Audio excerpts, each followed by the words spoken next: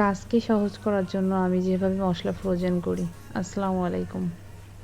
আমি ঝালটা বেটে নিয়েছি, শুকনা মরিচ বেটে এবার আইস কিউবের ভেতরে রাখছি।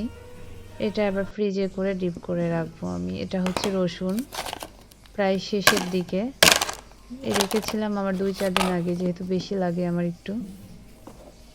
এটা শুকনা মরিচ বাটা কিউব করে রাখা, আমার একটা লাগে বা 2টা লাগে, সেই পরিমাণে আমি নিয়ে নিতে পারি।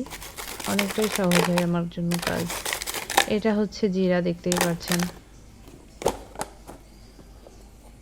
এটা আদা, আমি অর্ধেক পরিমাণে কিউব করে রাখি। যখন আপনার কাঁচা তরকারিতে অর্ধেক লাগে সে অর্ধেকটা দিতে পারি, আবার পুরোটা ভরে রাখলে বড় একটা কিউব নিলে হয়ে যায়। সরিষা বাটা শেষ, সরিষার সাথে জিরা একটু দেয়া আছে যাতে কাঁচা তরকারিতে আলাদা করে আবার জিরা না দেয়া লাগে। এভাবে করে কাজটা করি আমি, একটু সহজ হওয়ার জন্য। আপনারাও করে দেখবেন, কাজটা অনেক সহজ হয়। আর আমি বেশি করি না, সপ্তাহখানেকের জন্য করি। বেশি দিন রাখলে আবার ফ্রিজে জিনিস ভালো লাগে না, তাই। ধন্যবাদ। আসসালামু আলাইকুম সবাইকে।